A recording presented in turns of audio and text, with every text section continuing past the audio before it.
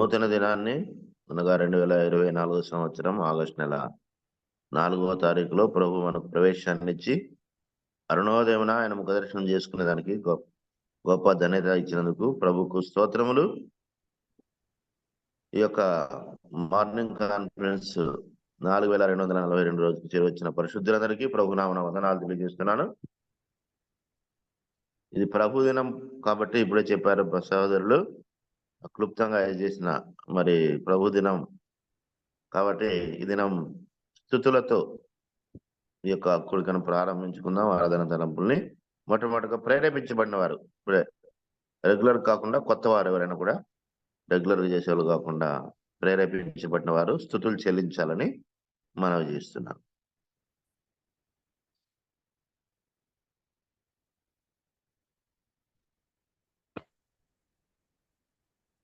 స్తుతులకు ఆధారభూతుడు అయిన మా పరలోకపు జనక, మీ ప్రియకుమారుడు మా రక్షకుడైన యేసుక్రీస్తు పరిశుద్ధ నామమున మరొకసారి మా జీవిత దినాల్లో పునరుద్ధాన దినాన్ని, పరిశుద్ధ దినాన్ని, ప్రభు దినాన్ని మాకు అనుగ్రహించినందుకే స్తుతులు నాయన. సకల పరిశుద్ధులతో పాటు మీ పిల్లమైన మేము, మీ రక్తంలో కనబడిన మేము మీ పాసానికి రావడం మీ కృప అయినందుకే వందనాలు తండ్రి. మాకొప్పుడు చీకటి సంబంధులము ప్రభా, మీకు విరోధముగా పాపం చేస్తున్న వారము, అటువంటి దౌర్భాగ్య స్థితిలో ఉన్న మమ్మను మీ కృపను బట్టి, మీ దయను బట్టి మమ్మల్ని రక్షించే నిమిత్తము వెలుగుగా ఈ లోకానికి వచ్చి వెలుగైన యేసు క్రీస్తులో మాలో ఉన్న పాప అంధకారాన్ని దూరం చేసి మమ్మల్ని ప్రభువా మీ రక్తంతో కడిగి పవిత్రపరిచి వెలుగు సంబంధాలుగా మమ్మల్ని చేసినందున మీకు స్తోత్రాలైనా. ఒకప్పుడు నిజంగా అంధకారం నుండి గుడ్డివారి వల్ల తడువులో వచ్చున్నప్పుడు లోక మాలిన్యంతో పాపముతో పాపం వల్ల చూచేత మరణమైనట్టుగా అటువంటి మరణానికి చూగుచున్నప్పుడు మీరు మమ్మల్ని ప్రేమించారు. మీ ప్రియకుమారుని యేసు ప్రభును మీరు ఈ లోకానికి పంపించారు. మా అందరి నిమిత్తము ఆయన ప్రభా కల్వరి శిలువలో బలిగాను అర్పణముగాను అర్పించడానికి ఇష్టపడ్డారు. ఎందుకంటే మా జీవితాల్లో వెలుగు కావాలని ప్రభా, వెలుగు సంబంధంగా మీ కృపలో వర్ధిల్లాలని, మరి వెలుగైన యేసు ప్రభుని వెలుగు సంబంధులైన చేసి మిమ్మల్ని ఆత్మతో సత్యంతో ఆరాధించలాగా మమ్మల్ని బలపరుచున్నానికై వందనాలు చెల్లిస్తున్నాను. మా ప్రభు మా కొరకు ఈ లోకానికి వచ్చి రక్తము కార్చి ప్రాణం పెట్టి సమాక్షపడి తిరిగి లేచిన విధానాన్ని బట్టి కూడా వందనాలు చెల్లిస్తూ మమ్మల్ని అందరినీ చీకటి నుండి ఆశ్చర్యకరమైన వెలుగులో నడిపించి రాజులైన యాజక సమూహంగా మీ సొత్తుగా మీ ప్రజగా చేసుకున్నందుకు స్తుతులు చెల్లిస్తూ మీరు చేసిన మేళ్లని బట్టి, మీరు చూపిన దయని బట్టి వందనాలు చెల్లిస్తూ మరి విశేషంగా మా పట్ల చూపిన ప్రేమ, చేసిన త్యాగాన్ని ఆ కల్వరి శిలువలో మా కొరకు రక్తం యావత్తు చివరి వరకు కార్చి ప్రాణం పెట్టి సమాజపడి తిరిగి లేచిన యేసు పరిశుద్ధ నామమును స్తుతించి ఆరాధిస్తున్నాము తండ్రి. ఆమేన్. ఆమేన్. మరి ఈ దినం పాట పాడడానికి నిర్ణయించబడిన సహోదరులు మరి ప్రశాంత్ కుమార్ గారు వచ్చారా? వచ్చినట్టు కనిపించదు నాకైతే. రాలేదనుకుంటాను. కాబట్టి ప్రేరేపించబడిన వారు ఓ 2 చరణాలు మాత్రం పాట పాడండి. ప్రేరేపించబడిన వారు 2 చరణాలు.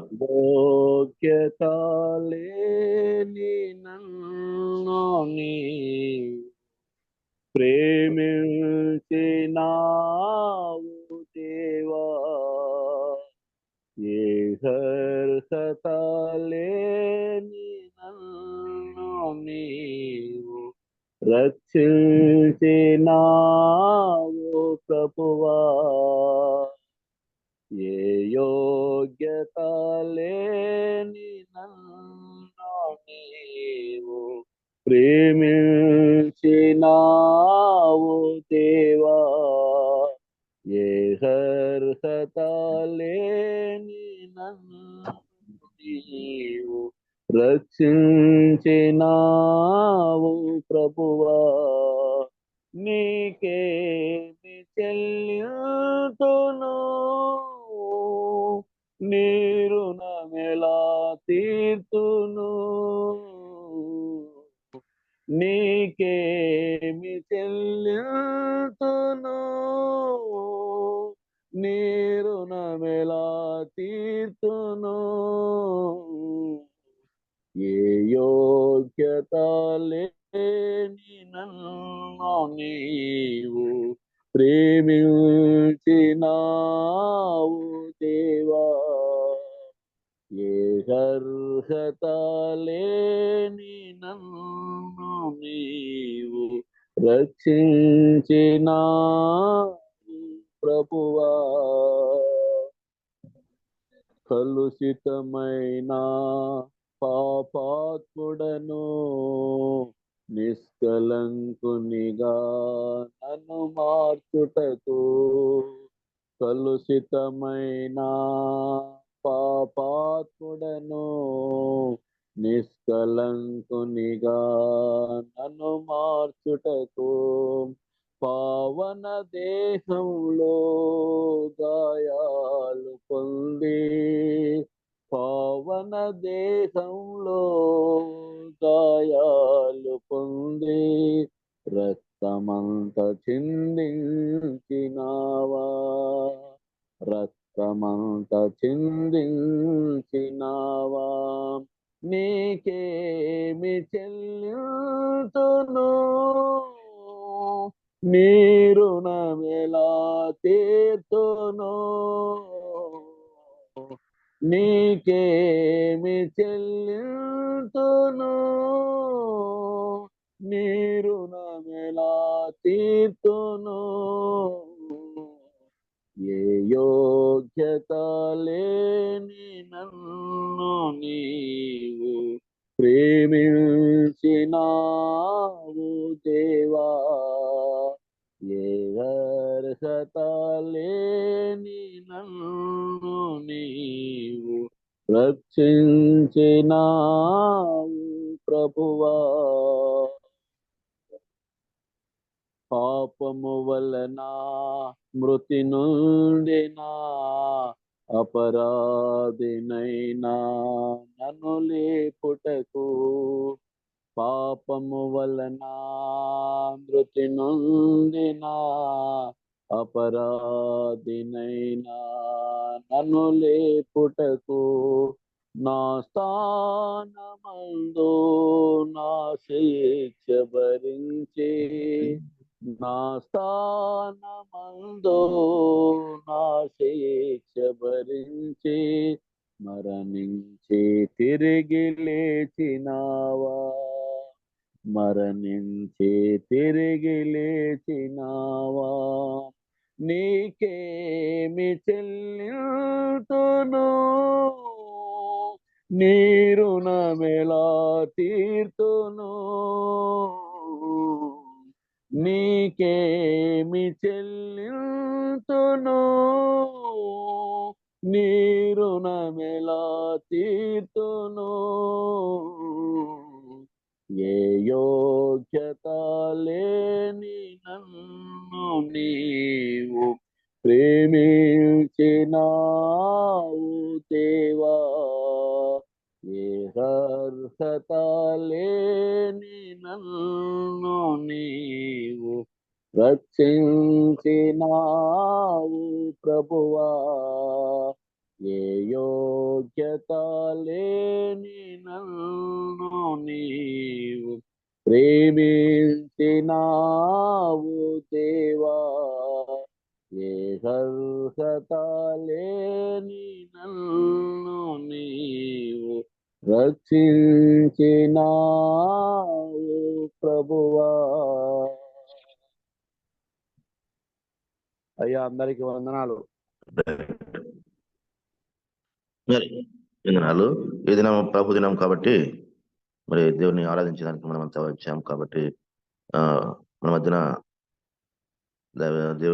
దైవజనుడు నెల్లూరు జిల్లా కావలి నుంచి షాలెం రాజు గారి సహోదరులు మన మధ్య ఉన్నారు.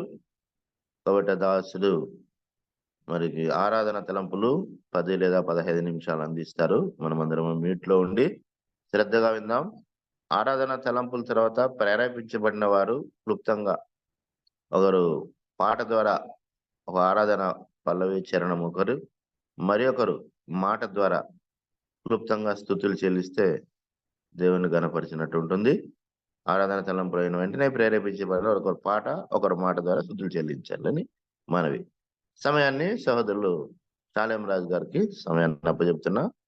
10-15 నిమిషాలు ఆరాధన తలంపులు అందిరాన్ని మనవి. వందనాలు బ్రదర్. వందనం.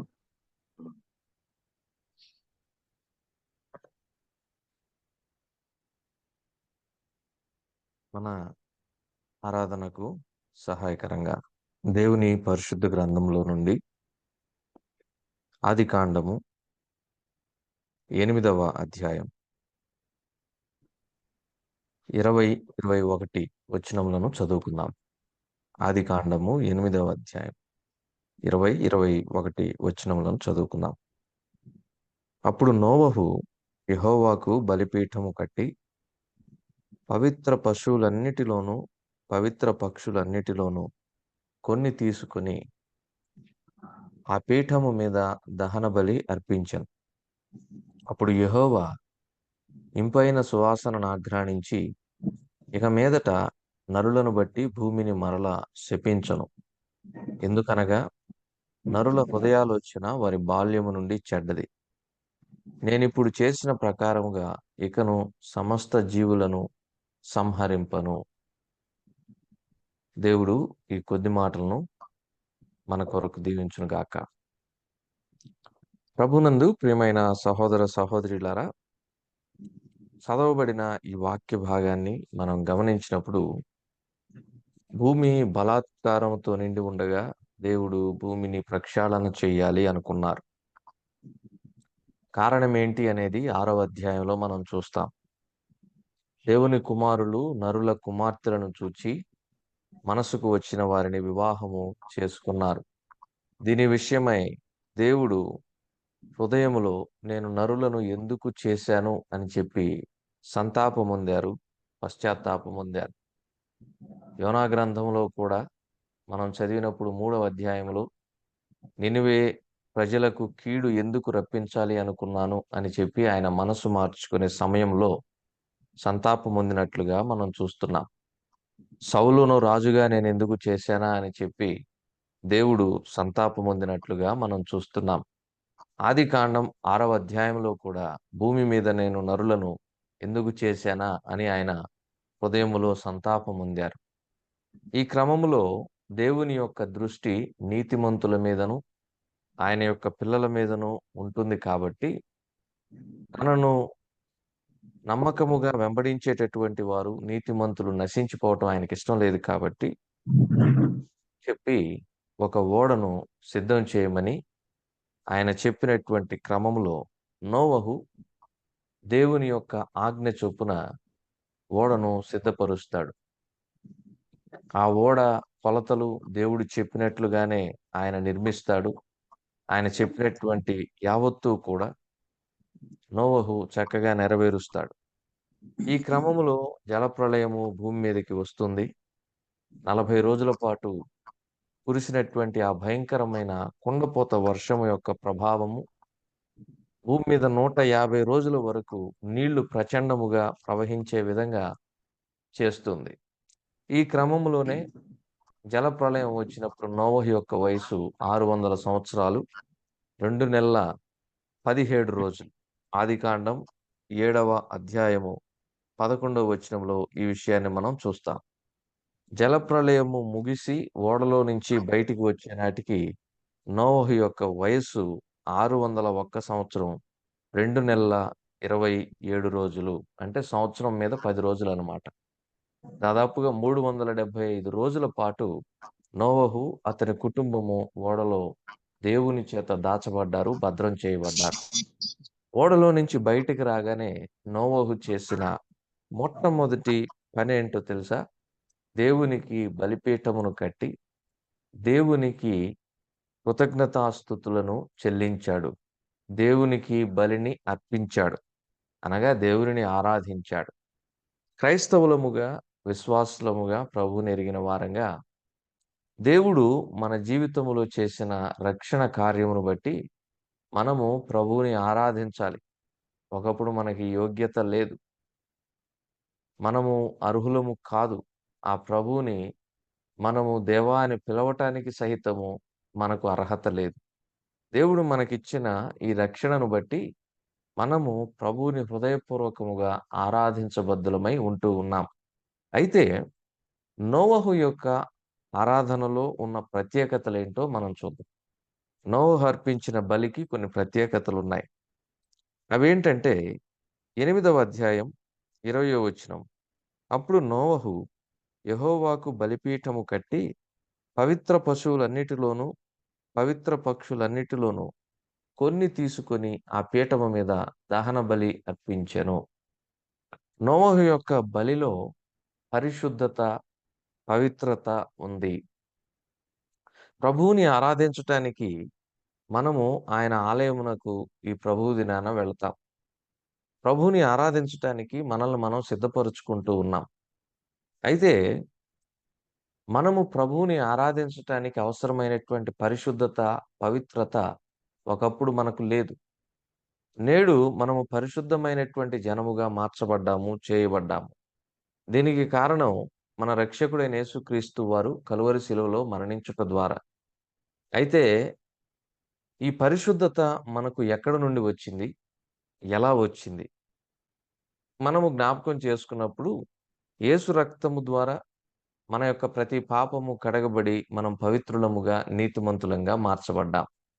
అయితే ఇక్కడ నోవహు అర్పించినటువంటి బలి తండ్రి అయిన దేవుడు ఆయన కుమారుడైన యేసుక్రీస్తు వారిని మానవాళి యొక్క పాప క్షమాపణ కొరకు దేవుని గొర్రెపిల్లగా అర్పించినటువంటి విధానమును మనకు జ్ఞాపకం చేస్తూ ఉంది. ఆరాధన అనగా వాక్యానుసారంగా మనం చూచినప్పుడు ప్రభువును జ్ఞాపకము చేసుకొనుట అనే మాటను గమనించగలం. నన్ను జ్ఞాపకము చేసుకొనుటకై దీనిని చేయుడని ప్రభు సెలవిచ్చారు.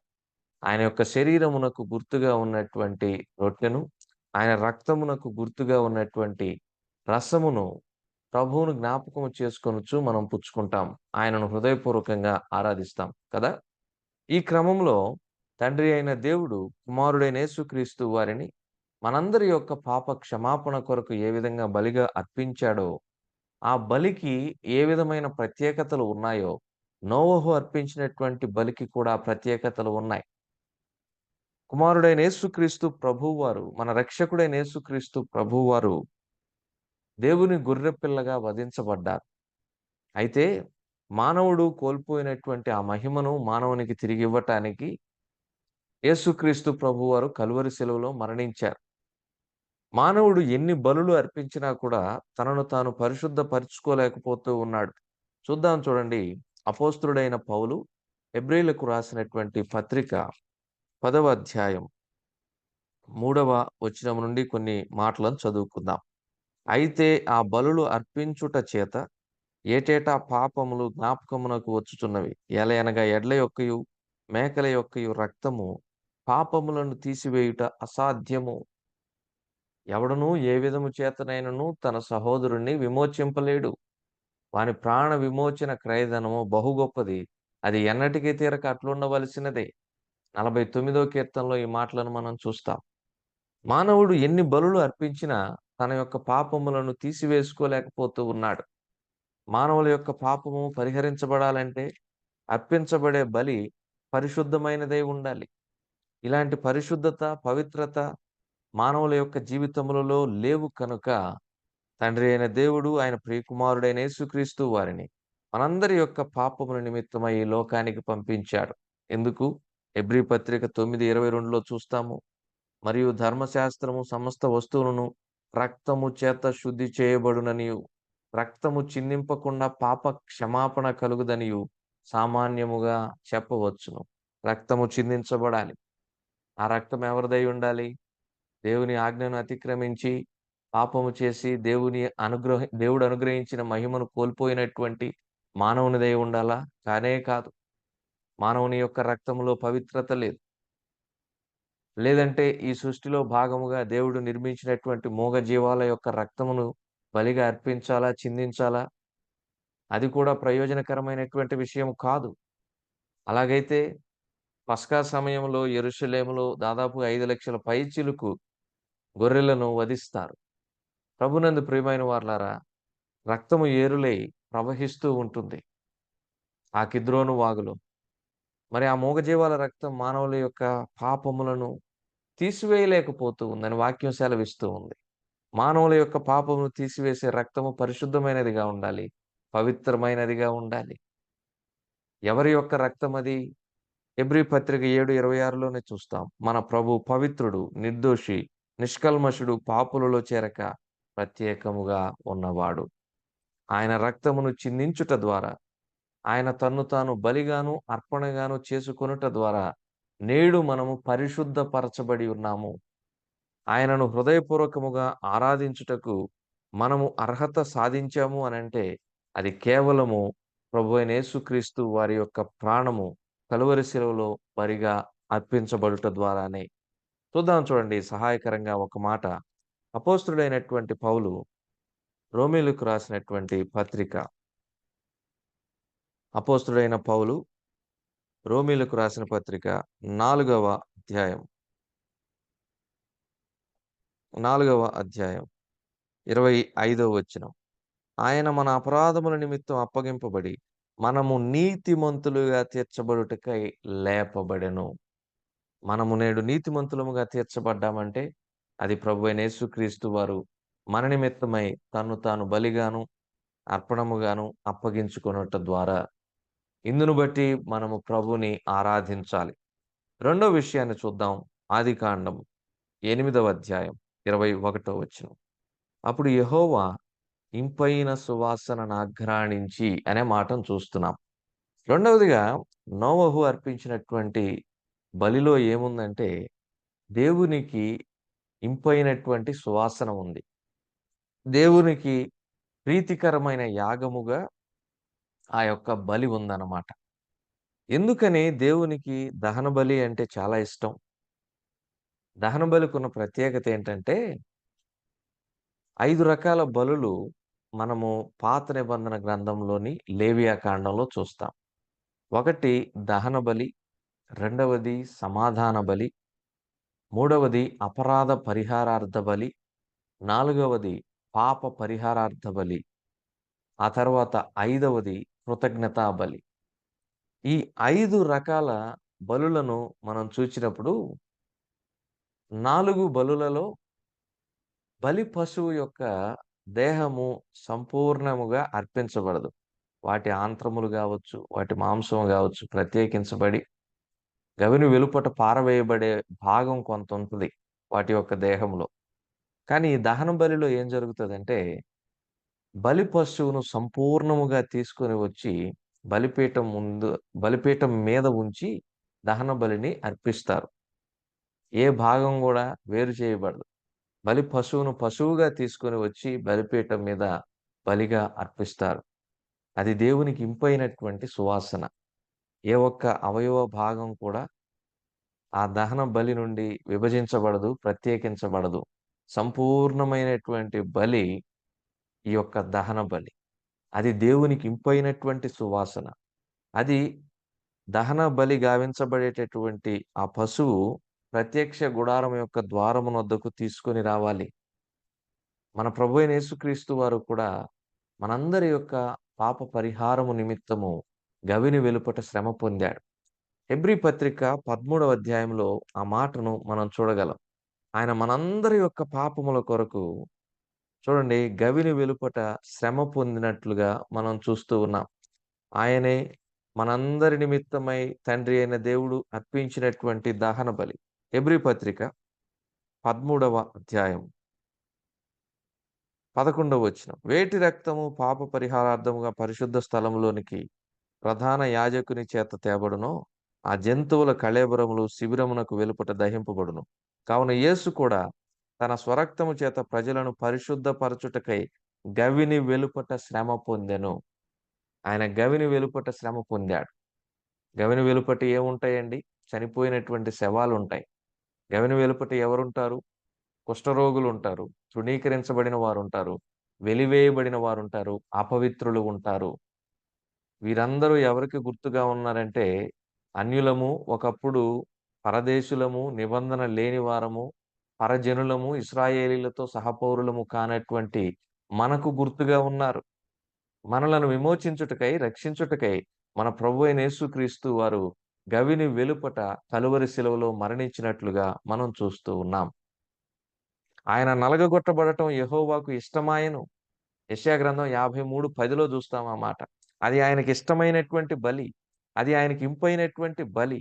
ఆయన కోరుకున్నటువంటి బలి. ఆ ఇంపైనటువంటి బలి ద్వారా ప్రభువైన యేసుక్రీస్తు వారి యొక్క రక్తము ద్వారా నేడు మనము పరిశుద్ధపరచబడ్డాము. రాజులైన యాజక సమూహముగా చేయబడ్డాము. పరిశుద్ధ జనమును, దేవుని సొత్తైన గొప్ప ప్రజగాను చేయబడ్డామని 1 పేతురు 2:9లో దేవుని వాక్యం సెలవిస్తూ ఉంది. ఇందును బట్టి మన ప్రభువుని మనం హృదయపూర్వకంగా ఆరాధించాలి. అయితే మూడవ మాట చూద్దాం చూడండి. ఆదికాండము 8వ అధ్యాయము 21వ వచనం. ఇక మీదట నరులను బట్టి భూమిని మరలా శపించెను. ఆ శాపమును తీసివేసింది ఈ బలి. ఒక శాపం ఉందండి మన మీద కూడా. అదేంటో తెలుసా? గలతీ పత్రిక 3వ అధ్యాయము 13, 14 వచనాలను చదివితే అక్కడ ఉన్నటువంటి శాపం ఏంటంటే ధర్మశాస్త్రము యొక్క శాపము. ఈ ధర్మశాస్త్రము యొక్క శాపము క్రింద మనమందరము చిక్కుకొని ఉన్నాం. అయితే ఈ శాపము నుండి మనలను విమోచించటానికి ప్రభువైన యేసుక్రీస్తు వారు ఏమయ్యారో చదువుతాను చూడండి. గలతీ 3, 13, 14. ఆత్మను గూర్చిన వాగ్దానం విశ్వాసం వలన మనకు లభించినట్లు అబ్రహాము పొందిన ఆశీర్వచనము క్రీస్తు యేసు ద్వారా అన్యజనులకు కలుగుటకై క్రీస్తు మన కోసము శాపమై, ఆయన మన కోసము శాపమయ్యాడు, మన కోసము పాపమయ్యాడు. మన కొరకై కలువరి శిలువలో నలుగగొట్టబడ్డాడు. దేహములో ఉన్న రక్తపు ఆఖరి బొట్టు వరకు కూడా మనందరి యొక్క పాప పరిహారము నిమిత్తము కలువరి శిలువలో కార్చాడు. 10,000 మందిలో గుర్తింపతగిన ఆయన సౌందర్యమును మన కొరకై త్యాగం చేశాడు. ఆయన వీపు నాగేటి చాళ్ళ వలె దున్నబడింది. ఆయన గడ్డపు వెంట్రుకలు పెరుకబడ్డాయి.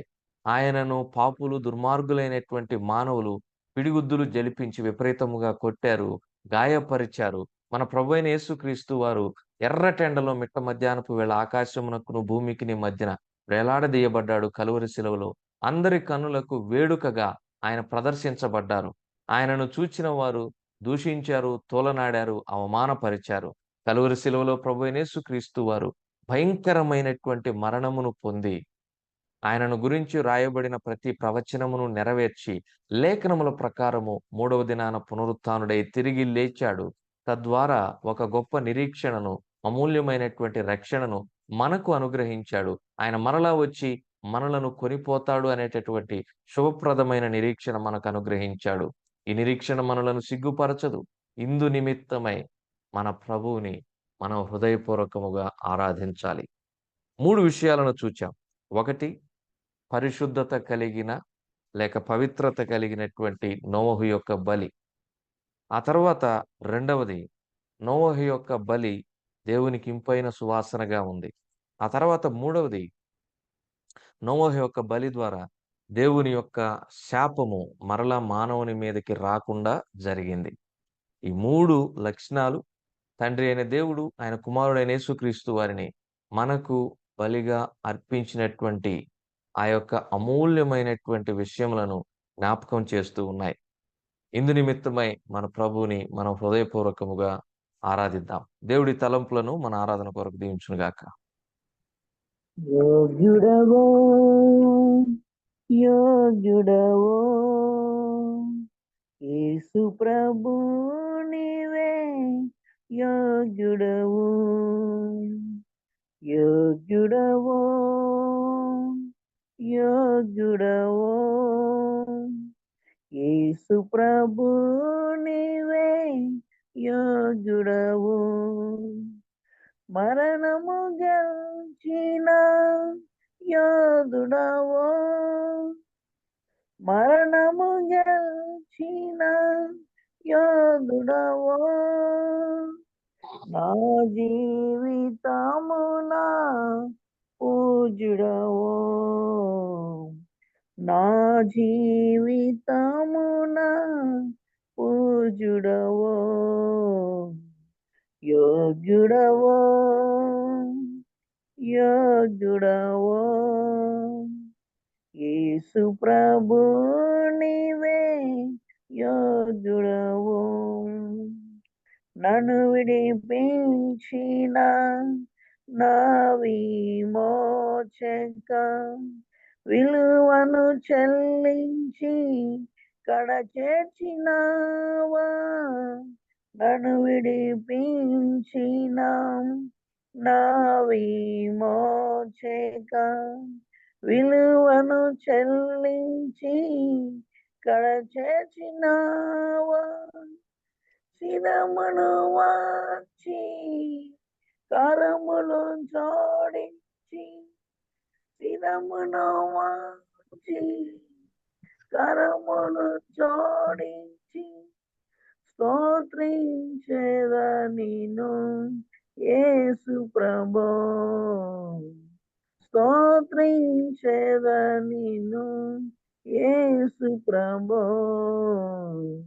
యోగ్యుడవో యోగ్యుడవో యేసు ప్రభు నీవే యోగ్యుడవో యోగ్యుడవో యోగ్యుడవో యేసు ప్రభు నీవే యోగ్యుడవో మరణము గెలిచిన యోగుడవో మరణము గెలిచిన యోగుడవో నా జీవితమున పూజుడవో నా జీవితమున పూజుడవో యోగుడవో యోగుడవో యేసు ప్రభు నీవే యోగుడవో వందనాలన్నా. మరి ఒకరు ఆరాధించండి మాటల ద్వారా. ప్రేమల తండ్రి, దయగల ప్రభువ, మహాపరిశుద్ధుడైన తండ్రి, నీతిమంతుడైన తండ్రి, నీ పాదములకు స్తోత్రములు. కాలము సంపూర్ణమైనప్పుడు ఈ భూలోకానికి నైనా మీరు వచ్చినందుకై నీ పాదములకు స్తోత్రములు. అవునైనా తండ్రి, నీ పాదాలకు వందనాలు చెల్లించుకొనిచున్నాము నాయన. ప్రభువా, ఇదిగో తండ్రి, మనుషులకు నివాసాలు ఉన్నాయి, ఆకాశ పక్షులకు గుళ్ళున్నాయి. మీరు నాయన ఈ లోకంలో జన్మించడానికి స్థలం లేదు నాయన. పశుల తొట్టిలో పశుల పాకలో మీరు జన్మించినందుకై నీకు స్తోత్రం. ఎంత హీనంగా జన్మించాం, ఏ మనుషునికి ఇలా జరగలేదు. ప్రభువా, మా తండ్రి, సృష్టికర్తమైన మీరు నాయన తండ్రి ఈ లోకంలో నాయన తండ్రి హీనంగా మా తండ్రి ఆ యొక్క పశుల తొట్టిలో పశుల పాకలో జన్మించారు మా ప్రభువా, స్తోత్రం. మా కొరకైన తండ్రి 33.5 సంవత్సరములు జీవించారు, మీకు స్తోత్రాలు. దేవాని పాదములకు స్తోత్రం. మా కొరకై మీరు అప్పగించుకున్నందుకు ఆయనకు స్తోత్రం. నాయన తండ్రి, ఏ పాపము చేయలేదు నాయన. ఆ పిలాతు ఎదుట మా తండ్రి నిర్దోషిగా నిలబడినందుకు ఆయనకు స్తోత్రం. నాయన మా ప్రభువా, నీ పాదాలకు స్తోత్రాలు. నాయన నీ వందనాలు చెల్లించుకోవచ్చు నాయన. మా కొరకు నాయన తండ్రి, మా ప్రభువా, ఇదిగోనైనా మా తండ్రి కొరడా దెబ్బలు తిన్నందుకు ఆయనకు స్తోత్రం. వీపు మీద మా తండ్రి కొరడా దేహంతో మా ప్రభువా, ఆ కొరడా దెబ్బలు తిన్నందుకు ఆయనకు స్తోత్రాలు. నీ యొక్క వీపు మీనంతటినీ మా ప్రభువా, ఆ కొరడా దెబ్బలు తిన్నందుకు ఆయనకు స్తోత్రాలు. ఆయన మా ప్రభు ఆ భారమైనటువంటి శిలువను మనల్ని తండ్రి మీరు తీసుకొని వెళ్ళి మా ప్రభువ యెరూషలేము ఎత్తైన కొండ మీనికి నాయన కపాల స్థలము బుర్రెల స్థలంలో మా తండ్రి నాయన మీరు శిలువ వేయబడినందుకు ఆయన పాదాలకు స్తోత్రాలు. ఇదిగో తండ్రి, కాళ్ళకు మేకులు, తలకు నాయన మా ప్రభువ ముళ్ళ కిరీటం, మరి చేతులకు మేకులు నాయన. మా కొరకునైనా తండ్రి మా ప్రభువ ఆ శిలువలో వేలాడదీయబడినందుకు ఆయనకు స్తోత్రం.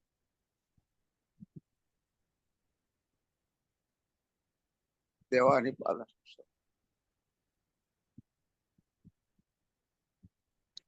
ఆ శిలువలో వేలాడదీయబడినందుకు ఆయనకి స్తోత్రం. ప్రభువా మా కొరకునైనా ఆ శాపకరమైనటువంటి ఆ యొక్క శిలువలో తండ్రి శాపకరమైనటువంటి విషయాన్ని మా ప్రభువ మేము తలచుకున్నాం. మేము మారుగా మా తండ్రి, మేము శిలువ వేయవలసిన వారు, మేము చనిపోవలసిన వారు, నిత్యాగ్నికి వెళ్ళవలసిన వారు, మమ్మల్ని విడిపించినందుకు ఆయనకి స్తోత్రాలు. ఆ శిలువలో తండ్రి మీరు నేను ఏ తప్పు చేయను, పాపాలు తప్పులు అన్ని చేసింది మేము నాయన, మాకు మారుగా మాకు బదులుగా మీరు శిలువ వేయబడినందుకు ఆయనకి స్తోత్రం. ఉదయకాల వేళలో మా తండ్రి నాయన నాయన తండ్రి శిలువలో మా తండ్రి మీరు మా ప్రభువ దాహం దాహం అని కేకలు వేశాం. దాహం నాయన తండ్రి చేదు చిరకనిచ్చారు. ఆ దాహంతో తట్టుకోలేకపోయారు. ఆ దాహానికి నీళ్ళు ఇవ్వడానికి కూడా మా తండ్రి వారు నిరాకరించారు.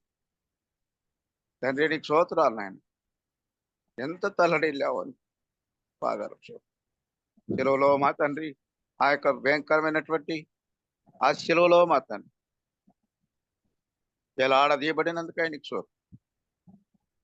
మా కొరకు నేను ఇంతగా చేసినందుకు మా ప్రభు మేమేమి ఇచ్చుకోగలం. ఉదయకాల వేళ తండ్రి విరిగి నలిగిన మనసుతో మా ప్రభువ మీకు స్తుతులు అర్పిస్తుండగా మా ప్రభువ చనిపోయి సమాధి చేయబడి 3వ దినం నా లేచినందుకై నీ పాదములు స్తోత్రం కృతజ్ఞతలు తండ్రి. నీకు వందనాలు చెల్లించుకుంటూ నామనికి ఘనతను మహిమను ప్రభావమును నీకే ఆరోపిస్తూ చెల్లిస్తూ నా ప్రభు ప్రియరక్షకుడైన యేసు క్రీస్తు పరిశుద్ధమైన నామమున ఆరాధించుకొనుచున్నాం తండ్రి. ఆమేన్. ఆమేన్. ఆమేన్. మరి ఇంతవరకు ఆరాధన తలంపులు విన్నాం, ఆరాధన మాటలు విన్నాం. తిరిగి మరి సమయాన్ని ప్రశాంత్ వచ్చారు, పల్లవి శరణం పాడిద్దాం. సరే, ఓకే. మరి మన మధ్యకు కేటాయించబడిన గాయకులు ప్రశాంత్ కుమార్ గారు వచ్చారు. ఒక పల్లవి చరణం పాడాల్సిందిగా మనవి. 2 శరణాలు పాడదాం. రైట్.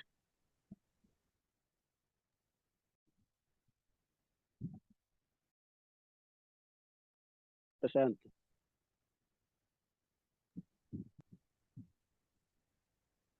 అందరికీ ప్రభు పేరిట ప్రేమ వందనాలు.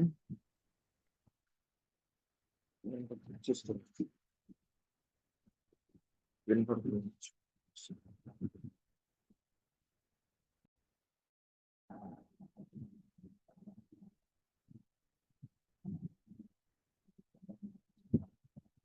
యేసయ్యా ప్రియమైన మా రక్షకా, నీదు ప్రేమకై స్తుతింతుము. యేసయ్యా ప్రియమైన మా రక్షకా, నీదు ప్రేమకై స్తుతింతుము.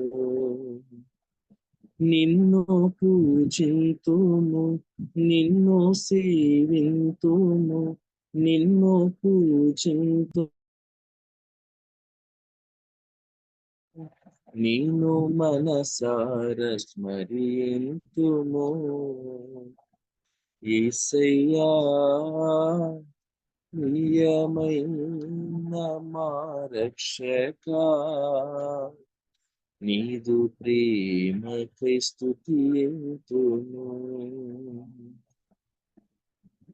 ఆది ఆదాము చేసిన పాపమున మునిగియున్న పాపులను, ఆది ఆదాము చేసిన పాపమున మునిగియున్న పాపులను, నీదు శరీరము బలిగా చేసి, నీదు శరీరము బలిగా చేసి విలువైన వారిగా చేసితివి. విలువైన వారిగా చేసితివి యేసయ్యా. ప్రియమైన మా రక్షకా, నీదు ప్రేమకై స్తుతింతును. యేసయ్యా, ప్రియమైన మా రక్షకా, నీదు ప్రేమకై స్తుతింతును. నిన్ను పూజింతుము, నిన్ను సేవింతుము, నిన్ను పూజింతుము, నిన్ను సేవింతుము, నిన్ను మనసార స్మరింతుము. యేసయ్యా, ప్రియమైన మా రక్షకా, నీదు ప్రేమకై స్తుతింతుము.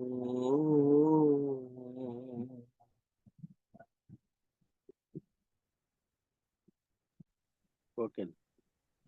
రైట్. ఓకే. మరి ఇంతవరకు పాట పాడిన మరి సహోదరుని బట్టి వందనాలు. మరి తిరిగి వాక్యోపదేశంలోకి వెళ్దాం. మన మధ్యన దైవజనులు చాలేం రాజు గారు ఉన్నారు. మరి మనకి దేవుని వాక్యాన్ని మనకు అందిస్తారు 6:15 దాకా. సమయాన్ని సహోదరులకు అప్పచెప్తున్నాం.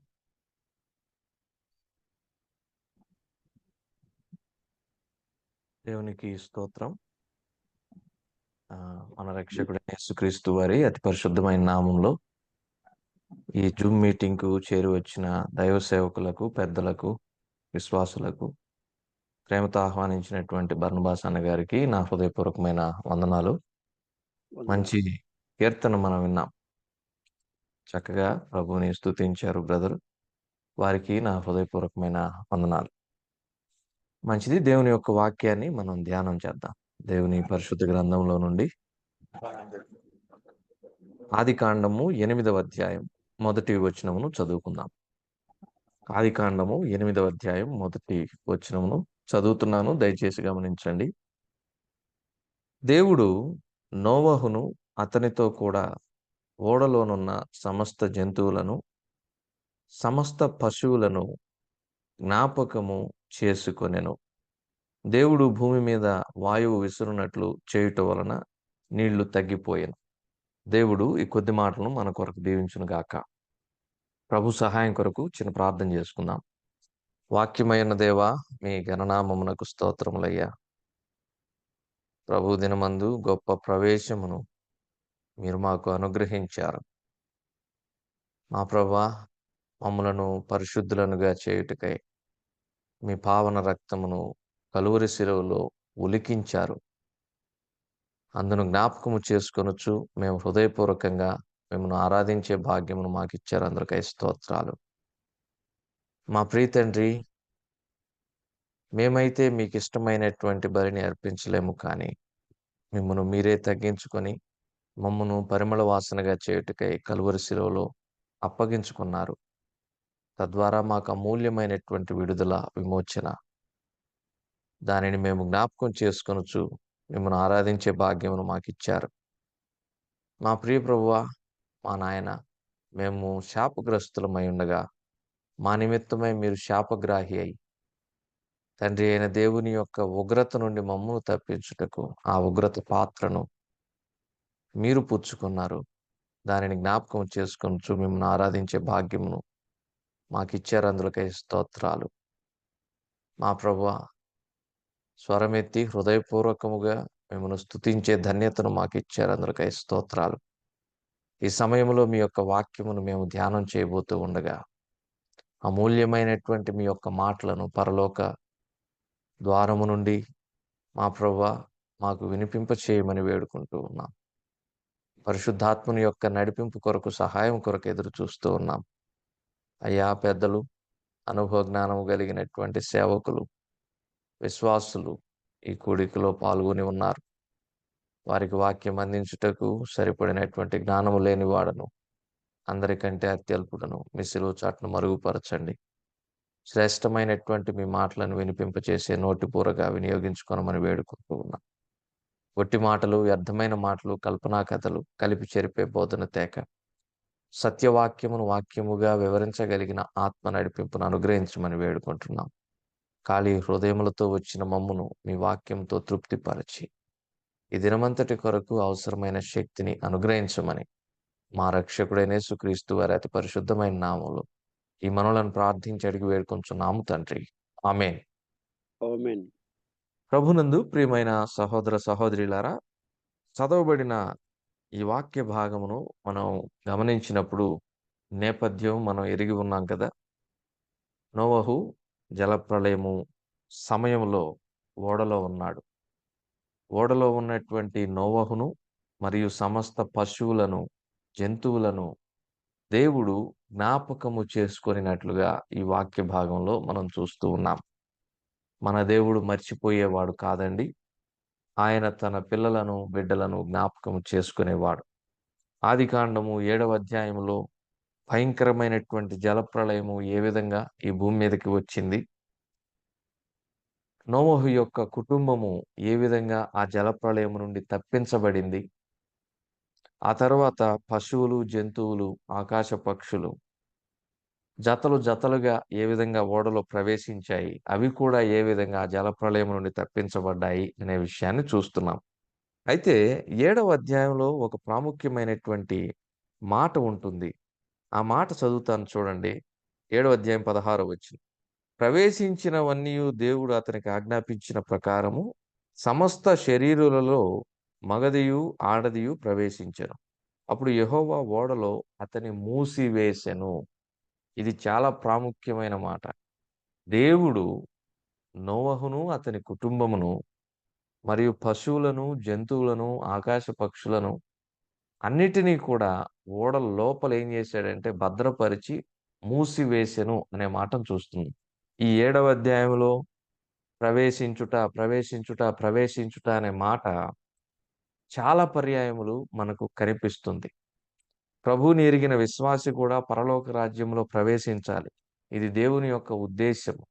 ప్రభువుని ఎరగని వారు ప్రభు మన కొరకు సిద్ధపరిచిన రక్షణ ఓడలో ప్రవేశించాలి. ఇది దేవుని యొక్క ఉద్దేశం. అయితే 8వ అధ్యాయం మొదటి వచనంలో చూడండి, నోవహు అతని కుటుంబం ఇంకా ఓడలోనే ఉంది. జలప్రళయం యొక్క ఉగ్రత తగ్గిపోతూ ఉంది.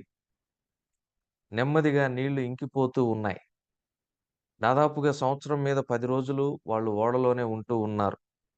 ఈ క్రమములో దేవుడు నోవహును జ్ఞాపకము చేసుకున్నాడు.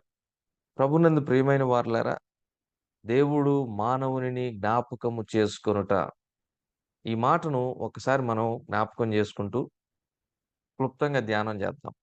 8వ కీర్తన 4వ చరణం నుండి కొన్ని మాటలను చదువుకుందాం. 8వ కీర్తన 4వ చరణం నుండి కొన్ని మాటలు. నీవు మనుష్యుని జ్ఞాపకము చేసుకొనుటకు వాడు ఏపాటివాడు? నీవు నరపుత్రుని దర్శించుటకు వాడు ఏపాటివాడు? దేవుని కంటే వానిని కొంచెము తక్కువ వానిగా చేసి ఉన్నావు. మహిమా ప్రభావములతో వానికి కిరీటము ధరింపజేసి ఉన్నావు. నీ చేతి పనుల మీద వానికి అధికారం ఇచ్చి ఉన్నావు. గొర్రెలన్నిటినీ, ఎడ్లనన్నిటినీ, అడవి మృగములను, ఆకాశ పక్షులను, సముద్ర మత్స్యములను, సముద్ర మార్గములలో సంచరించు వాటినన్నిటినీ వాని పాదముల క్రింద నీవు ఉంచి ఉన్నావు. మానవుని జ్ఞాపకం చేసుకొనుటకు అసలు ఒక్కసారి మనం ఆలోచన చేస్తే, దేవుడు మానవుని జ్ఞాపకం చేసుకొనుటకు మానవుడు ఏపాటివాడు? నిజమే, మనం ఏపాటి వారం? దేవుని దృష్టిలో మనం ఉండటానికి యోగ్యులమా, అర్హులమా అంటే అస్సలు కానే కాదు. కానీ దేవుడు మనలను జ్ఞాపకము చేసుకుంటూ ఉన్నాడు. ఆయనకున్నటువంటి గుణలక్షణాల్లో ఒక ప్రాముఖ్యమైనటువంటి లక్షణం ఇది. ఆయన జ్ఞాపకము చేసుకునే దేవుడు. ఈ ఉదయకాల సమయంలో అట్టి దేవుని గురించి కొన్ని మాటలను లేఖనానుసారంగా మనం చూద్దాం. జ్ఞాపకము చేసుకొను దేవుడు. ఆయన ఏమి జ్ఞాపకం ఉంచుకుంటాడు? దేనిని జ్ఞాపకం చేసుకుంటాడు?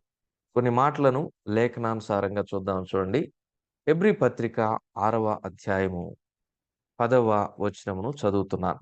అపోస్తుడైన పౌలు హెబ్రీలకు రాసిన పత్రిక 6వ అధ్యాయం 10వ వచనం చదువుతున్నాను. మీరు చేసిన కార్యమును మీరు పరిశుద్ధులకు ఉపచారము చేసి ఇంకను ఉపచారము చేయుచుండుట చేత తన నామమును బట్టి చూపిన ప్రేమను మరుచుటకు దేవుడు అన్యాయస్థుడు కాడు.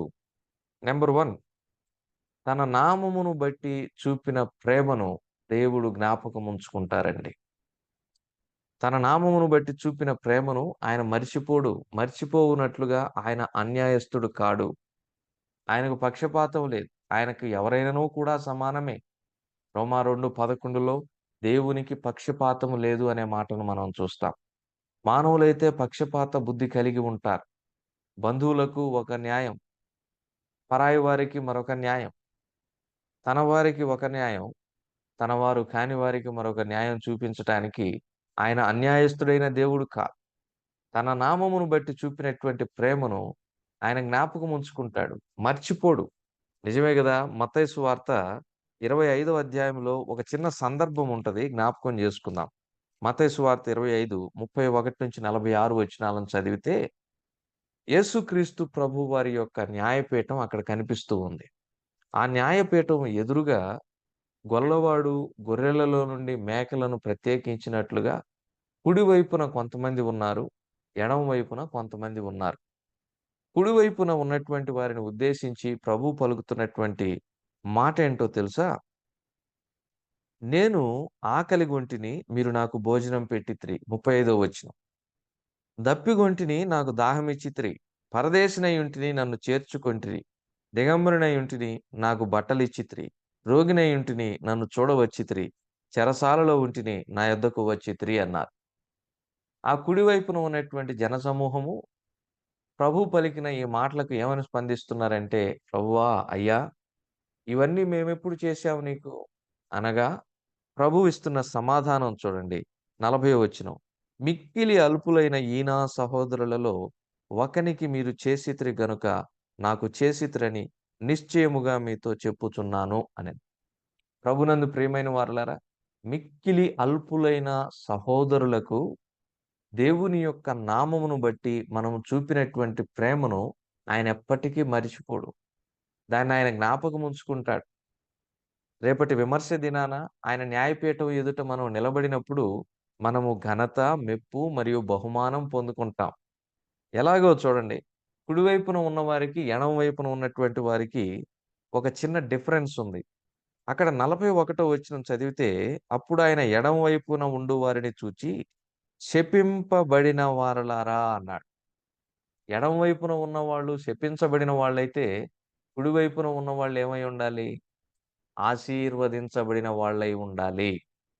తన నామమును బట్టి చూపిన ప్రేమను మరుచుటకు దేవుడు అన్యాయస్తుడు కాడు. మనము చూపినటువంటి ఆ ప్రేమకు ప్రతిగా ఆయన మనలను దీవిస్తాడు, ఆశీర్వదిస్తాడు. ఆయన యొక్క కుడి పార్శ్వమును నిలవబెట్టుకుంటాడు. మనకు అమూల్యమైనటువంటి మెప్పు, బహుమానము, ఘనత ఉంది. కాబట్టి ప్రభునందు ప్రియమైన వారలారా, మేలు చేయుట యందు విసుగ చెందకై ఉందాము. ప్రేమ చూపుట యందు విసుగ చెందకై ఉందాము. గలతీ పత్రిక 6:9లో చూస్తాం. గనుక మనము మేలు చేయుట యందు విసుగకై ఉందాము. ఎందుకంటే మనం అలయక మేలు చేస్తేమని తగిన కాలమందు, విమర్శ దినాన దేవుడు లెక్క చూసేటప్పుడు మనం పంట కోస్తాం. ఆ పంట కోసేటటువంటి సమయంలో మనకు మెప్పు, బహుమానము, ఘనత. కాబట్టి దేవుని నామమును బట్టి ప్రేమను చూపటం అనేది మానవద్దు, విడిచిపెట్టవద్దు. దాని యందు విసుగ చెందవద్దు. ఎంత ప్రేమించినా మనలను తిరిగి కొంతమంది ప్రేమించరు. అయినప్పటికీ నీ విసుగు చెందవద్దు. ప్రేమ కలిగి మరింతగా వారిని ప్రేమించే వారంగా ఉండాలని ఈ సమయంలో మనం దేవుని యొక్క వాక్యములో నుండి జ్ఞాపకం చేసుకుంటున్నాం. ఒక ఉదాహరణ చూద్దాం. తన నామమును బట్టి చూపిన ప్రేమను ఆయన మరిచిపోడనే దానికి యెహోషువ గ్రంథం 6వ అధ్యాయం. యెహోషువ గ్రంథం 6వ అధ్యాయం 22వ వచనం.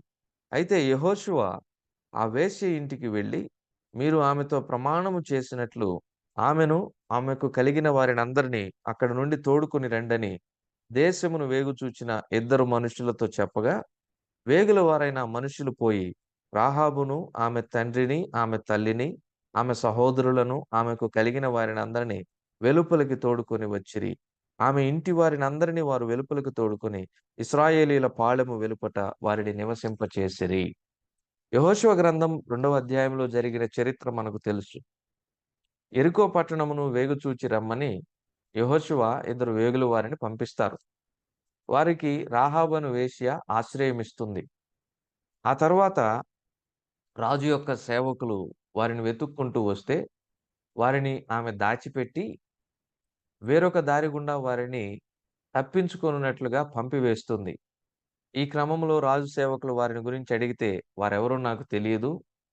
మీరు వేగముగా తరిమితే వారు గవిని లోపల ఉండగానే మన పట్టణం యొక్క పురద్వారము దగ్గర వారిని పట్టుకునేటటువంటి అవకాశం ఉంటుంది. కాబట్టి వాళ్ళు వేగుల వారని నాకైతే తెలీదు. నా దగ్గరికి 2 మనుషులొచ్చారు అని చెప్పి వారిని వేరొక మార్గము నుండి తప్పిస్తుంది. నిజమే గదండీ! తూర్పు దేశపు జ్ఞానులు ప్రభువుని ఆరాధించటానికి వస్తే వారిని హేరోదు చంపాలనుకున్నప్పుడు వారిని దేవుడు వేరొక మార్గము నుండి తప్పించాడు. ఈ వేరొక మార్గం అనేది చాలా ప్రాముఖ్యమైన మాట. ఎస్తేరు గ్రంథంలో గూడా మనం చూస్తాం. మొర్దెకై ఎస్తేరుతో ఈ మాటను పలుకుతాడు. అంతఃపురములో ఉన్నంత మాత్రాన నీవు క్షేమముగా ఉన్నావని తలంచవద్దు. దేవుడు యూదులకు వేరొక దిక్కు నుండి మరొక దిక్కు నుండి తన సహాయమును పంపిస్తాడు. ఎస్తేరు గ్రంథం 4వ అధ్యాయంలో చూస్తాం ఈ మాట. అన్ని దారులు మూసుకొని పోయినా దేవుడు తన నామమును బట్టి చూపినటువంటి ప్రేమను మరుచుటకు అన్యాయస్తుడు కాదు. తన పిల్లలను కాపాడటానికి, రక్షించటానికి వేరొక క్రొత్త మార్గమును మన కొరకై ఏర్పాటు చేసి మనలను రక్షిస్తాడు, మనకు సహాయం చేస్తాడు. యెహోషువ గ్రంథం 2వ అధ్యాయంలో కూడా రాహాబు దేవుని యందు సంపూర్ణమైనటువంటి విశ్వాసం ఉంచింది కదా. యెహోషువ గ్రంథం 2వ అధ్యాయంలో మనం చూచినప్పుడు 11వ వచనం, మేము వినినప్పుడు మా గుండెలు కరిగిపోయినాం. ఏం వినిందామె? దేవుని యొక్క కార్యములను గురించి విన్నది. ఆయన ఎర్ర సముద్రమును ఏ విధంగా 2 పాయలు చేశాడో, శత్రువుల మీద ఏ విధంగా ఆయన విజయమును తన పిల్లలకు అనుగ్రహించాడో, ఐగుప్తులో తన ప్రజలను ఏ విధంగా తాను కాపాడాడో, రక్షించాడో, ఈ కార్యములన్నీ కూడా ఆమె విన్నది. వినుట వలన ఏం కలుగుతది? విశ్వాసము కలుగుతది. రోమా 10:17లో చూస్తాం ఈ మాట. అయితే వినుట క్రీస్తును గూర్చిన మాట వలన కలుగును. ఇది ప్రాముఖ్యమైన మాట. ఏవి పడితే అవి వింటే విశ్వాసం కలగదండి. వ్యర్థమైన మాటలు వింటే విశ్వాసం ఎక్కడి నుంచి కలుగుతది? క్రీస్తును గూర్చిన మాట వలన కలుగును. అందుకనే ఫిలిప్పు కూడా నపుంసకునికి యెషయా గ్రంథమును అతను చదువుతూ ఉన్నప్పుడు ఆ లేఖనములలో ఉన్న క్రీస్తును ఎత్తి ఆయనకు సువార్త చెప్పి రక్షణలోనికి నడిపించినట్లుగా మనం చూస్తాం. అపోస్తుల కార్యాలు 8వ అధ్యాయం 26-40 వచనాలు. మరి ప్రభువుని గురించి విన్నప్పుడు ఏం కలుగుతదంటే విశ్వాసం కలుగుతది. ఆమె ప్రభువునందు సంపూర్ణముగా విశ్వాసం ఉంచింది. అయితే రెండో ప్రాముఖ్యమైన మాట, రాహాబు అబద్ధం చెప్పింది కదా, అది తప్పు కదా అనుకోవచ్చు. దయచేసి గమనించండి. రాహాబు అబద్ధం చెప్పింది అని కొంతమంది అనుకుంటే ఆమె దేవునిని ఘనపరిచింది అని నేను అంటాను. ఎలాగునా? సామెతల గ్రంథం 25వ అధ్యాయం 2వ వచనం ఒక మాట చదువుతున్నా. సామెతలు 25:2. సంగతి మరుగు చేయుట దేవునికి ఘనత. ఆమె సంగతిని మరుగు చేసింది, దేవునిని ఘనపరిచింది. ఎలయనగా యెహోవా వాక్కు ఇదే, నన్ను ఘనపరుచు వారిని నేను ఘనపరిచెదను. 1 సమూయేలు 2:30లో చూస్తాం. నన్ను ఘనపరుచు వారిని నేను ఘనపరిచెదను. నన్ను తృణీకరించు వారు తృణీకారం పొందెదరు. ఆమె విశ్వాసముంచింది. 2 దేవునిని ఘనపరిచింది. ఆ తర్వాత మూడవది ఏంటో తెలుసా? ఆమె యొక్క విశ్వాసము ద్వారా తాను మాత్రమే కాకుండా తన ఇంటి వారిని కూడా రక్షించుకోగలిగింది. యెరికో అంటే సువాసన గల పట్టణము అని అర్థం. యెరికో యొక్క ప్రాకారములు చాలా బలమైనవి. రాహాబు అంటే విశాలము అని అర్థం. ఈ యెరికో యొక్క ప్రాకారములను గురించి చరిత్రకారులు ఏం చెప్తారంటే, మనం జాతీయ రహదారుల మీద ప్రయాణం చేస్తుంటాం. ఇటు 3 లేన్లు ఉంటాయి, ఇటు 3 లేన్లు ఉంటాయి. ఈ 6 లేన్లను కలిపితే ఎంత వెడల్పు ఉంటదో యెరికో ప్రాకారములు అంత బలంగా, దిట్టంగా, వెడల్పుగా ఉండేవట. కేవలము స్తుతుల ద్వారా దేవుడు ఆ గోడలను కూల్చాడు. ఇశ్రాయేలీలకు గొప్ప రక్షణ నాడు అనుగ్రహించాడు. యెరికోలో ఉన్న వారందరూ కత్తివాత చేత హతం చేయబడితే రాహాబు ఆమె ఇంటి వారు మాత్రం క్షేమముగా యెరికో నుండి వెలుపలకు వచ్చి ఇశ్రాయేలీల మధ్య తమ యొక్క గుడారమును వేసుకునే ధన్యత పొందుకున్నారు. అంత మాత్రమే కాదండి. మత్తయి సువార్త 1వ అధ్యాయంలో మనం చూచినప్పుడు 5వ వచనం చదవగా ఆమె ప్రభువైన యేసుక్రీస్తు వారి యొక్క వంశావళిలో చేర్చబడినట్లుగా మనం చూస్తూ ఉన్నాం. గమనించారా? తన నామమును బట్టి చూపిన ప్రేమను మరుచుటకు దేవుడు అన్యాయస్తుడు కాడు. తగిన సమయంలో దానికి అవసరమైన మెప్పు, బహుమానమును ఆయన అనుగ్రహిస్తాడు. రాహాబు అన్యురాలే, ధన్యురాలయ్యింది. ఆమె ఒక వేశ్యగా ఉంది, ధన్యగా మార్చబడింది. ఆమె ప్రభువైన యేసుక్రీస్తు వారి యొక్క వంశావళిలో చేర్చబడింది. ఎంత గొప్ప భాగ్యం అండి. కాబట్టి దేవుని యొక్క నామమును బట్టి ప్రేమను చూపటం అనేది మనం మర్చిపోకూడదు. ప్రేమ కలిగి ఉండుటకు ప్రయాసపడుడి. 1 కొరింథీ 14:1. ప్రేమను గురించి 1 కొరింథీ 13 అధ్యాయంలో మనం చూస్తాం. అతి ప్రాముఖ్యమైనది ప్రేమయే. విశ్వాసము, నిరీక్షణ, ప్రేమ. ఈ మూడిటిలో కూడా ప్రాముఖ్యమైనది ప్రేమయే అన్నాడు. కాబట్టి దేవుని యొక్క నామమును బట్టి ప్రేమను చూపించాలి. దానిని ఆయన మర్చిపోడు, జ్ఞాపకం ఉంచుకుంటాడు. రెండవది చూద్దాం చూడండి. జ్ఞాపకము ఉంచుకునేటటువంటి దేవుని గురించి 2వ మాట. నిర్గమాకాండం 2వ అధ్యాయం 24వ వచనం చదువుతున్నాం. నిర్గమ 2:24. కాగా దేవుడు వారి మూలుగును విని అబ్రహాము, ఇస్సాకు, యాకోబులతో తాను చేసిన నిబంధనను జ్ఞాపకము చేసుకొనెను. నెంబర్ 2, ఆయన చేసినటువంటి నిబంధనను, వాగ్దానమును మర్చిపోడు, జ్ఞాపకం ఉంచుకుంటాడు. అబ్రహాము చాలా పర్యాయములు దేవుడు తాను చేసినటువంటి నిబంధనను మర్చిపోయి ఉంటాడేమో అనుకొని, ఏమి లాభం ప్రభువా, నీవు ఎంత ఆస్తి ఇచ్చినా ఏమిచ్చినా నా ఇంటి పెద్ద దాసుడే కదా నా ఆస్తికి వారసుడు అనుకున్నాడు. కానీ 75వ ఏట తనను పిలిచిన దేవుడు 100వ సంవత్సరంలో తనకు సంతానమునిచ్చాడు. ప్రభునందు ప్రియమైన వారలారా, మన దేవుడు మర్చిపోడు. ఆయన చేసిన నిబంధనను జ్ఞాపకము చేసుకుంటాడు. 430 సంవత్సరాలు ఇశ్రాయేలీలు ఐగుప్తు చెరలో ఉన్నాడు. 430 సంవత్సరాల చెరలో ఉన్నటువంటి ఇశ్రాయేలీలను, వారి మూల్గులను, వారి మొరను, వారి బాధను దేవుడు జ్ఞాపకం చేసుకున్నాడు. వారితో చేసిన నిబంధనను, వాగ్దానమును జ్ఞాపకం చేసుకున్నాడు. నిజమే కదండి. మనము ఆయన చేసిన వాగ్దానములను మర్చిపోకూడదు, జ్ఞాపకం ఉంచుకోవాలి. చదువుకుందాం చూడండి సహాయకరంగా. హెబ్రీ పత్రిక 10:23. హెబ్రీ 10:23. వాగ్దానము చేసిన వాడు నమ్మదగిన వాడు గనుక మన నిరీక్షణ విషయమై మనము ఒప్పుకొనినది నిశ్చలముగా పట్టుకొందుము. ఆయన నమ్మదగిన వాడు, వాగ్దానమును మర్చిపోడు కాబట్టి మనము ఒప్పుకొనినది నిశ్చలముగా పట్టుకొందుము. ఈ ఒప్పుకొనినది అనే మాట చాలా ప్రాముఖ్యమైన మాట. దానిని మనం నిశ్చలముగా గట్టిగా పట్టుకోవాలి. దాన్ని విడిచిపెట్టకూడదు. మన దేవుడు వాగ్దానమును మర్చిపోయేవాడు కాదు. మరి మనం ఏం ఒప్పుకున్నాము? ఒక మాట జ్ఞాపకం చేసుకుందాం చూడండి. దాన్ని గట్టిగా పట్టుకోవాలి. ఏం ఒప్పుకున్నాం? రోమా 10:9. అదేమనగా యేసు ప్రభువని నీ నోటితో ఒప్పుకొని. ఏం ఒప్పుకున్నామంట? యేసు ప్రభువని మన నోటితో ఒప్పుకున్నాము. దానిని మనము గట్టిగా పట్టుకొని ఉండాలి. జీవితాంతము వరకు పట్టుకొని ఉండాలి. రాకడ పర్యంతము పట్టుకొని ఉండాలి. యేసు ప్రభువని మన నోటితో మనము ఒప్పుకున్నాం. మన రక్షకుడైనటువంటి యేసుక్రీస్తు ప్రభువు వారిని హత్తుకొని ఉండాలి. ఆయనను పట్టుకొని ఉండాలి. ఆయన మనతో చేసినటువంటి నిబంధనను జ్ఞాపకము చేసుకునే దేవుడు. కొంతమంది ప్రభువుని ఎలా పట్టుకుంటారంటే అవసరం వచ్చినప్పుడు పట్టుకుంటారు. అవసరం తీరిపోయిన తర్వాత మరలా విడిచిపెడతారు. పని ఉన్నప్పుడు పట్టుకుంటారు. పని అయిపోయిన తర్వాత విడిచిపెడతారు. చూడండి, స్వార్థపూరితంగా ప్రభువుని పట్టుకున్న వాళ్ళలో మనకి ఇస్కరియోతు యోధ గుర్తుకు వస్తాడు. ఇస్కరియోతు యోధ రోమా సైనికులకు ప్రభువైన యేసుక్రీస్తు వారు గెత్సెమనే వనములో ఉండగా ఒక ఆనవాలును చూపిస్తూ ఈ మాట పలుకుతున్నాడు. మత్తయి సువార్త 26వ అధ్యాయం 48వ వచనం చదువుతున్నాం. మత్తయి 26:48. ఆయనను అప్పగించువాడు నేనెవరిని ముద్దు పెట్టుకొందునో ఆయనే యేసు, ఆయనను పట్టుకొనుడని వారికి గుర్తు చెప్పి. ఎప్పుడు పట్టుకుంటున్నాడు? ఎలా పట్టుకుంటున్నాడు? హృదయంలో స్వార్థం ఉంది. హృదయంలో ప్రేమ లేదు. హృదయంలో ప్రభువైన యేసుక్రీస్తు వారి మీద వ్యతిరేకత ఉంది. అవసరమును బట్టి పట్టుకుంటూ ఉన్నాడు. వేరొకరికి ప్రభువుని అప్పగించటానికి పట్టుకుంటూ ఉన్నాడు. ఈ విధంగా ప్రభువుని మనం హత్తుకోకూడదండి. ఈ విధంగా ప్రభువుని మనం పట్టుకొని ఉండకూడదు.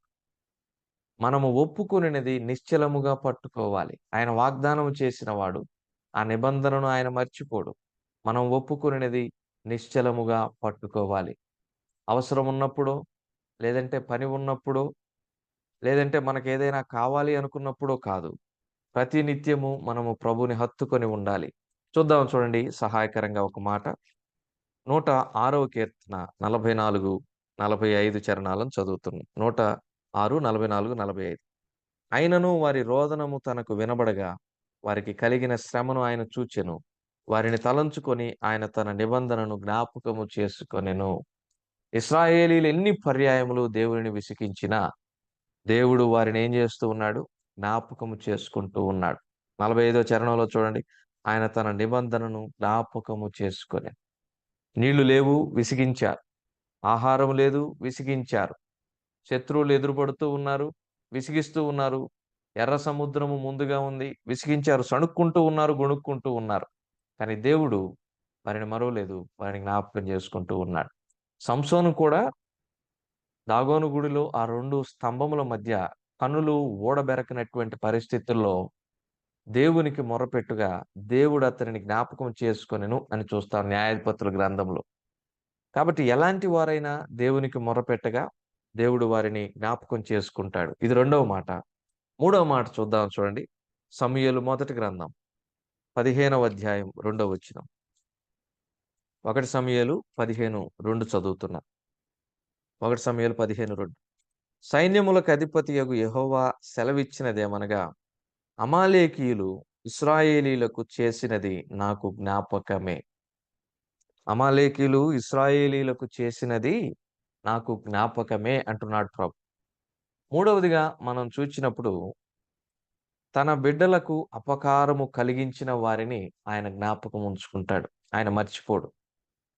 ఇశ్రాయేలీయులు వారి దారిన వారు కనాను దేశము యొక్క ప్రయాణములో ఉన్నారు, సాగిపోతూ ఉన్నారు. కనానుకు ప్రయాణమై వెళుచున్నటువంటి ఇశ్రాయేలీయులను అమాలేకీయులు చూచి వారితో యుద్ధం చేయటానికి ముందుకు వచ్చారు. ఎప్పుడు కూడా ఒక మాటను మనం జ్ఞాపకం పెట్టుకోవాలి. తనకు పట్టనటువంటి జగడమును బట్టి రేగువాడు దాటిపోవుచున్న కుక్క యొక్క చెవులను పట్టుకొని లాగువానితో సమానుడని దేవుని యొక్క వాక్యములో వ్రాయబడినట్లుగా మనము అలాంటి పని చేయకూడదు. తన దారిన వర్ధిల్లు వారిని చూచి మత్సరపడకము అని వాక్యం సెలవిస్తూ ఉంది. ఇశ్రాయేలీయులు వారి దారిన వారు వెళుతూ ఉన్నారు. కనానుకు వెళ్ళుచున్నటువంటి వారితో యుద్ధం చేయాలని అమాలేకీయులు కాళ్ళు దువ్వటం జరిగింది. అమాలేకీయులు వచ్చి ఇశ్రాయేలీయులతో యుద్ధం చేసే ఆ సందర్భంలో మోషే తన చేతులను 2 చేతులను ఆకాశం వైపు చూపించినప్పుడు, ఎత్తినప్పుడు ఇశ్రాయేలీయులు విజయాన్ని సాధిస్తూ ఉన్నారు. మోషే చేతులను దించినప్పుడు అమాలేకీయులు ఇశ్రాయేలీయుల మీద విజయాన్ని సాధిస్తూ ఉన్నారు. ఈ క్రమంలో మోషే తన 2 చేతులు బరువెక్కుతూ ఉన్నాయి. ఎంతసేపు అని 2 చేతులను ఎత్తి పట్టుకోగలరు ఎవరైనా? అహరోను, హూరులు వచ్చి మోషేను ఆదుకున్నారు. అమాలేకీయుల మీద ఇశ్రాయేలీయులకు దేవుడు గొప్ప విజయాన్ని అనుగ్రహించారు. సౌలు రాజైన తర్వాత దేవుడు దాన్ని జ్ఞాపకం చేసుకుంటున్నారు. చూడండి, దేవుడు మర్చిపోవట్లేదు. మనుషులు మర్చిపోయినా ఆయన మర్చిపోడు. ఆయన నిన్న నేడు నిరంతరము మారని దేవుడు. ఆయన మర్చిపోవట్లేదు. అమాలేకీయులు తన ప్రజలైన ఇశ్రాయేలీయులకు చేసినటువంటి కీడును ఏ విధంగా ఇశ్రాయేలీయుల మీద యుద్ధం చేయడానికి వచ్చారో దానిని దేవుడు జ్ఞాపకం ఉంచుకుంటూ ఉన్నాడు. అలాగైతే ప్రభునందు ప్రియమైన వారలారా, మనకు అపకారము తలపెట్టినటువంటి వారి లెక్క ప్రభువే చూసుకుంటాడు. రోమా 12:9లో మనం చదివినప్పుడు, ప్రియులారా మీకు మీరే పగ తీర్చుకొనక దేవుని ఉగ్రతకు చోటీయుడి. పగ తీర్చుట నా పని, నేనే ప్రతిఫలమునిత్తును అనే మాట చూస్తాం. సామెతలు 20:22లో కీడునకు ప్రతి కీడు చేసేదని అనుకోనవద్దు అనే మాటను మనం చూడగలం. కాబట్టి దేవుడు మన విషయంలో అన్యాయము చేసిన వారిని, మన విషయంలో శత్రుత్వము కలిగిన వారిని, మనలను దూషించే వారిని ఆయనే లెక్క తీసుకొని చూసుకుంటాడు.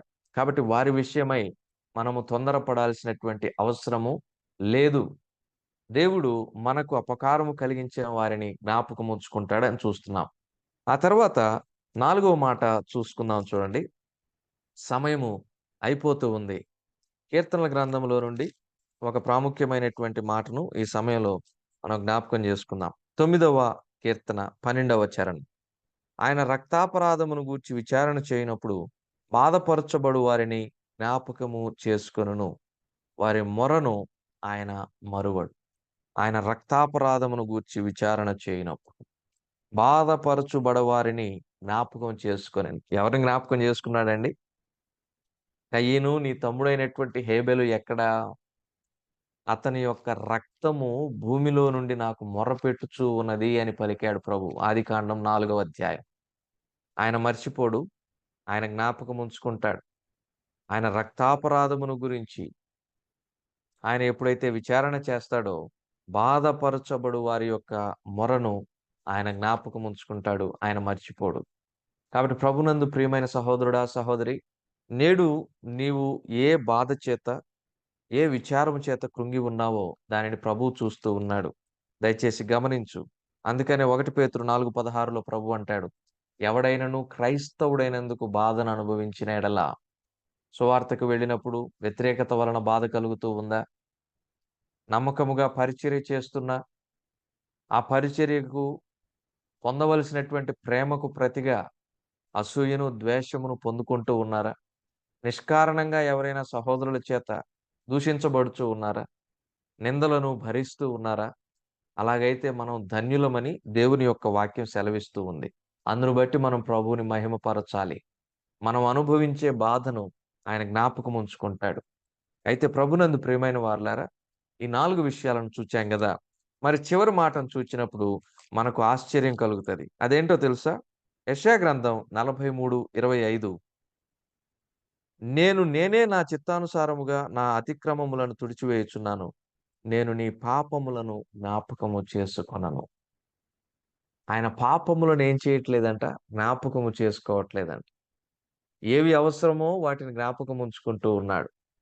పాపములను మన రక్షకుడైన యేసుక్రీస్తు వారి యొక్క రక్తములో సంపూర్ణముగా పరిహరించి అమూల్యమైన రక్షణను మనకిచ్చేటటువంటి సందర్భములో మన పాపములను యావత్తూ కూడా ఆయన జ్ఞాపకము చేసుకొనక వాటిని తుడిచివేసే దేవుడుగా ఉంటూ ఉన్నాడు. కాబట్టి ప్రభునందు ప్రియమైన సహోదర సహోదరులారా, ఈ ఉదయకాల సమయంలో ఇంకా ఎవరైనా ప్రభువుని సొంత రక్షకునిగా అంగీకరించకపోతే, ఆయన పరలోకమును విడిచి మానవుని యొక్క గర్భములో జన్మించి పవిత్రుడైన ప్రభు పాపుల కొరకై కలువరి శిలువలో బలిగా అర్పించబడి తన ప్రాణమునే బలిగా ఉంచుకొని మనందరికీ అమూల్యమైన రక్షణ ఇచ్చాడు. ఆ ప్రభువుని ఇంకా ఎవరైనా రక్షకునిగా అంగీకరించకపోతే ఇదే మిక్కిలి అనుకూల సమయం. మన దేవుడు చాలా గొప్ప దేవుడు, అద్భుతకరుడు, ఆశ్చర్యకరుడు, ఆలోచనకర్త. ఆయన జ్ఞాపకం ఉంచుకునే దేవుడు. తన నామమును బట్టి చూపిన ప్రేమను ఆయన జ్ఞాపకం ఉంచుకుంటాడు. ఆ తర్వాత ఆయన మనతో చేసిన నిబంధనను జ్ఞాపకం ఉంచుకుంటాడు. కాబట్టి మనం ఒప్పుకొనిన దానిని నిశ్చలముగా గట్టిగా పట్టుకుందాం. ఆ తర్వాత 3వది, మనకు అపకారము చేయజూచిన వారిని ఆయన జ్ఞాపకం ఉంచుకుంటాడు. 4వది, మన యొక్క బాధలను ఆయన జ్ఞాపకం ఉంచుకుంటాడు. అట్టి దేవుడు నాడు నోవహును జ్ఞాపకం చేసుకున్నాడు. నేడు మనలను కూడా జ్ఞాపకము చేసుకుంటూ ఉన్నాడు. అలాగైతే ఈ ప్రభు దినాన ఆయన ఆలయమునకు వెళ్ళి హృదయపూర్వకంగా ఆయన మన కొరకు చేసిన రక్షణ కార్యమును జ్ఞాపకం చేసుకొనుచు ఆయనను హృదయపూర్వకంగా ఆరాధిద్దాం. దేవుడి కొద్ది మాటలు మన కొరకు దీవించును గాక.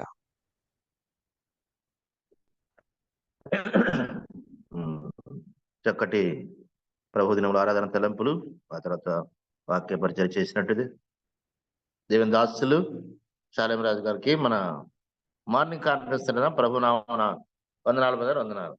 వందనాలన్నా. అలాగే చివరిగా ప్రార్థన చేసుకొని ముగించుకుందాం. మన మధ్యన సికింద్రాబాద్ నుంచి టి ఇజ్రాయెల్ అన్న ఉన్నారు, ముగింపు ప్రార్థన చేస్తారు. ఇజ్రాయెల్ అన్న ప్రార్థన చేయండి. ఒక్క నిమిషం.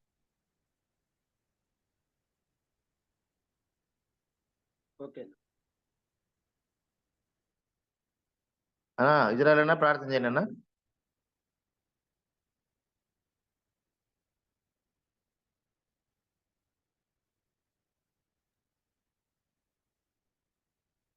ఇంకొక పేరు చెప్పండి. ప్రార్థన చేసుకుందాం. మిక్కులుగా మమ్మల్ని ప్రేమించిన మా ప్రియ పరలోకపు తండ్రి, మహాగణుడ, మహోన్నతుడ, సర్వాధికారం కలిగిన దేవ, నీ ఘనమైన మహిమ గల నామానికి స్తుతులు, స్తోత్రాలు, వందనాలు చెల్లిస్తున్నాం. మరి నాయన 8వ మాసంలో మొదటి ప్రభు దినాన్ని మాకు అనుగ్రహించారు. ఆ ప్రభు దినంలో నిన్ను స్తుతించి ఆరాధించి గణపరిచే కృపను మా అందరికీ అనుగ్రహించారు. మరి ఈ రీతిగా ప్రతి నిత్యము నాయన నీ పాద సన్నిధిలో సాకులపడి నిన్ను స్తుతించి గణపరిచే కృపను మా అందరికి అనుగ్రహిస్తున్నందుకు మీకు విరలేని స్తుతులు, స్తోత్రాలు చెల్లిస్తున్నాం. చేరి వచ్చిన బిడ్డలందరినీ దీవించండి. పాటలు పాడినటువంటి వారిని, స్తుతులు చెల్లించినటువంటి వారిని, నీ దివ్యవాక్కులు మరి ఆరాధన తలంపులను మరి నాయన రాగానే ముఖ్యమైనటువంటి మాటలను మాకు వినిపించి మమ్మల్ని ఉత్తేజపరిచి నీకు మహిమకరంగా మమ్మల్ని ఉంచుతున్నందుకు మీకు స్తుతులు, స్తోత్రాలు. మెట్టుకు మా దయాళుడైన మా గొప్ప తండ్రి, ప్రతి ఒక్కరిని మీరు దీవించండి, ఆశీర్వదించండి.